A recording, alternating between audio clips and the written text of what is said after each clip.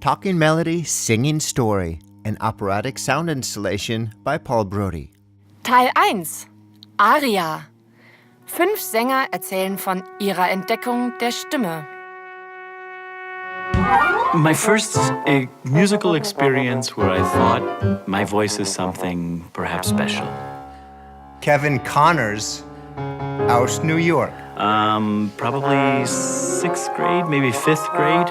And I had to sing a song. Whenever I feel afraid, I hold my head erect and whistle a happy tune so no one will suspect I'm afraid. I think it was in 5th or 6th. Fifth or sixth grade. And the school auditorium was full, and I was allowed to stand right in the middle of the stage and sing that. And more than thinking that it was an idea of a great musical experience or a beautiful voice or anything, I thought, to what I'm doing right now. And that was, that gave me a lot of energy and a lot of hype and hip to say, singing and the stage, yeah, that could be maybe my life.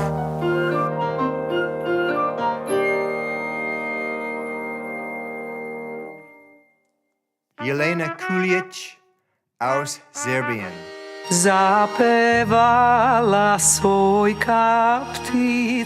Also irgendwann, ich denke, ich war 7. Ich habe von meinem Gastarbeiter Opa ein Akkordeon bekommen und die Aufgabe bekommen, die zu lernen, damit, wenn er stirbt, aus seinem Grab jemand spielen kann. Das heißt, dass schon die Motivation am Anfang war ein bisschen morbide. Und dann hatte ich noch einen sehr alten Lehrer, der fast blind war und wie er in die Noten geschaut hat, was alles für mich eigentlich ziemlich antimusikalisch und hat die ganze Musik gebracht, um die Musik fast zu verhassen. Ich habe Akkordeon gehasst. Auf jeden Fall, der Lehrer ist relativ schnell gestorben. Damals war ich glücklich darüber, egal. Und ich habe diese Akkordeon dann genommen, nur wenn meine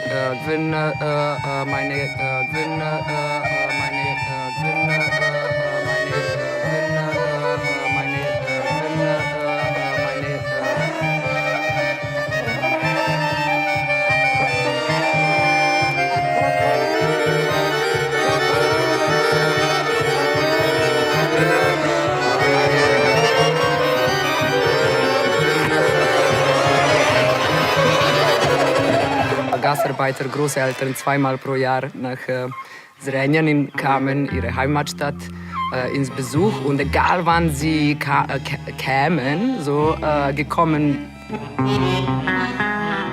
manchmal war es auch 5 Uhr morgens, ich müsste dieses Akkordeon rauspacken und immer 3 gleiche Volkssongs spielen und singen.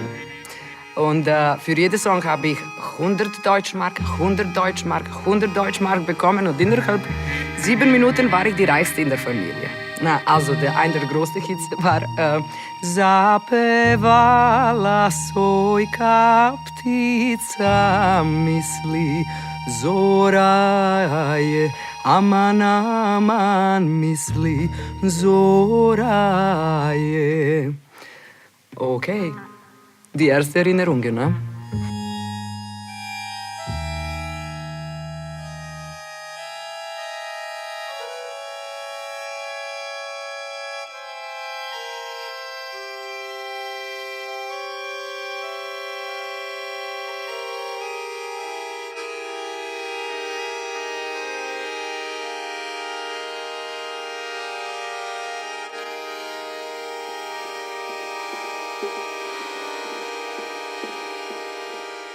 Laurent, Naouri aus Paris.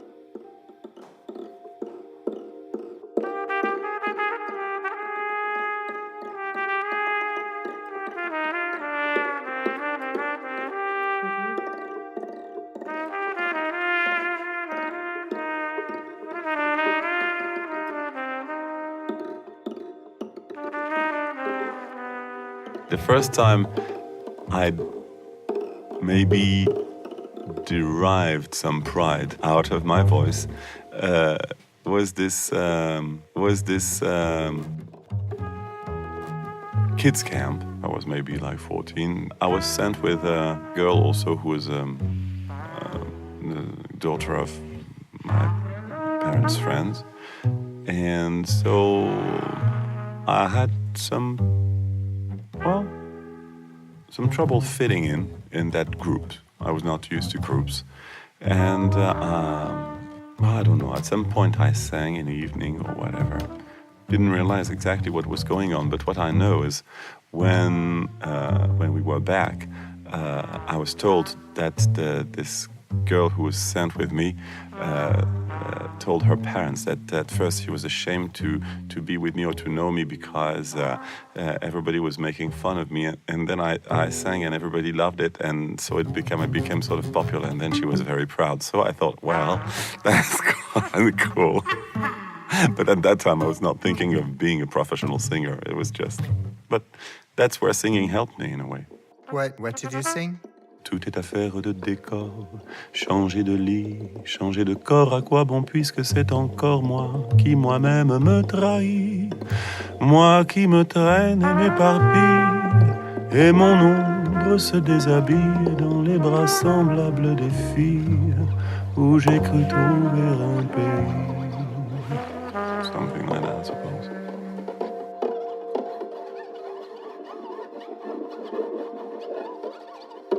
Anna Prohaska aus Berlin.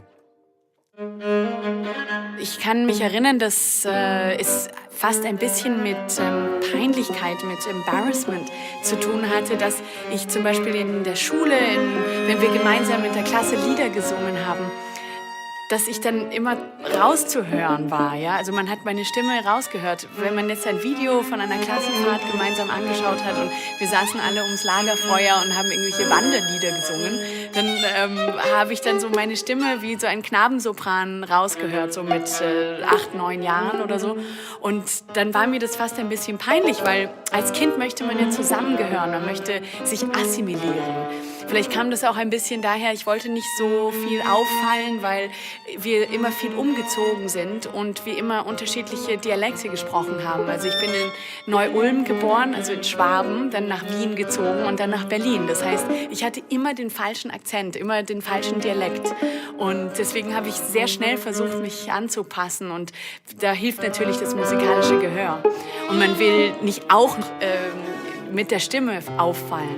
Und dann haben sich zwei wunderbare Pädagogen mir angenommen, der Musiklehrer Herr Pabel an meiner Schule in Berlin und der Organist Norbert Gembatzka. Und die haben mir beide Soli gegeben in Messen, also Schubert-Messen oder irgendwie Spirituals, ja, so Nobody knows the trouble I've seen oder irgendwie so. Und das habe ich dann als Solo in der Kirche oder in der Schule, im Schulchor singen können. Als ich meine ersten Soli gesungen habe, wo ich dann nicht mehr das Gefühl hatte, ich muss jetzt die Stimme zurückhalten, ich muss sie ein bisschen gerader machen oder kindlicher machen, sondern ich kann mal loslassen und mal freier singen. Und das war schon eine Art Befreiungsschlag. Gibt's ein kleines Beispiel? Da sitzt ein Käfer auf dem Dach. Und so, das ist eigentlich ein russisches Lied, aber ich habe es auf Deutsch gemacht. Und ja. Okay. Very nice stuff.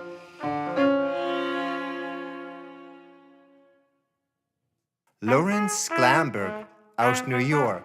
My earliest memory of singing is actually not my memory, but I guess my mother's memory.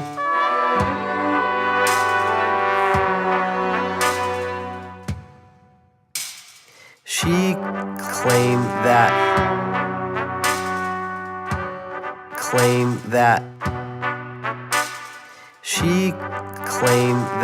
I sang before I talked.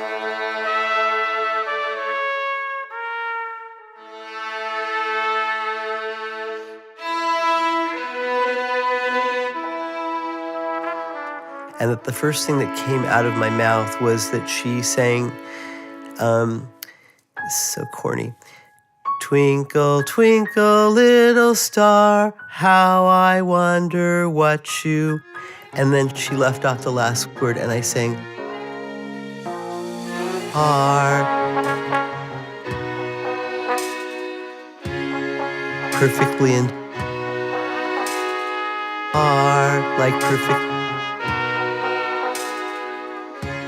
perfectly in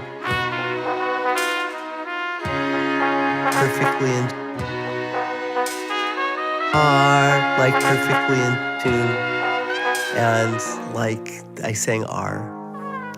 So that's my first sort of second-hand memory of singing.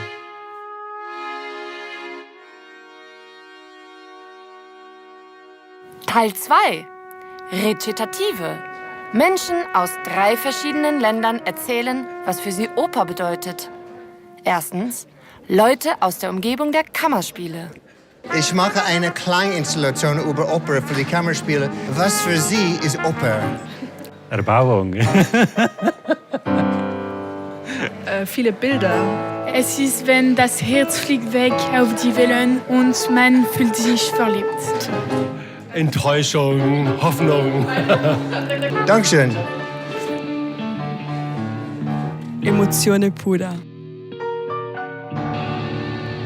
In Alabama, USA.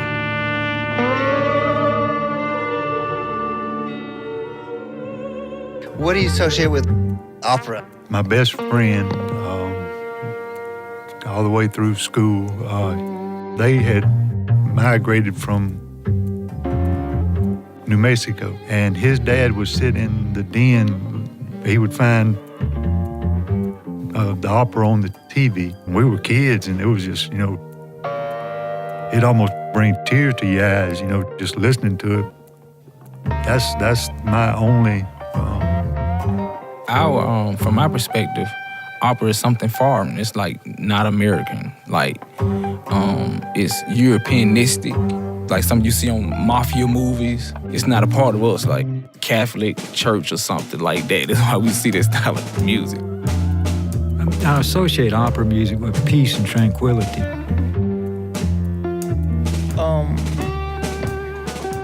Opera to me is like an angel singing. It's like a beautiful, soulful voice, and you can feel what they're going through. And I associate opera with that, like some angelic being singing. Eine Italienerin in Berlin. Mit dem Oper habe ich nur eine Assoziation, und zwar mein Großvater. Als meine Großmutter gestorben ist, dann ist er immer alleine geworden und er wollte nur vor dem Fernseher Opera hören. Und er könnte immer schlechter und schlechter hören, und je schlechter gehört hat, desto lauter und lauter sein Fernseher mit Opera geliefen ist. Wir wohnten nicht so weit weg von ihm, und eine Nacht hat sein Nachbar uns angerufen und hat gesagt, es war unerträglich laut. Und dann habe ich mich ein bisschen Sorgen gemacht. Ich und mein Mann, obwohl ein großer Sturm gerade gab, wir sind beide gerannt. Wir haben geklopft an die Tür, seine Wohnung, und er ist nicht gekommen. Wir haben immer lauter und lauter geklopft.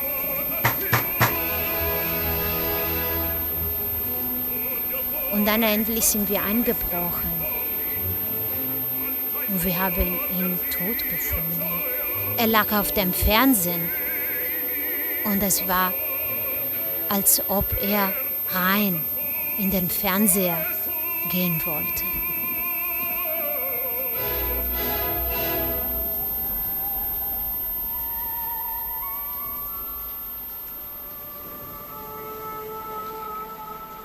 Thanks for listening to Talking Melody, Singing Story, an operatic sound installation composed and produced by Paul Brody, with the exception of Giuseppe Verdi's Rigoletto, Deutschlandradio 2017. The original production was for the Munich Kammerspiele Opera Department Festival 2016.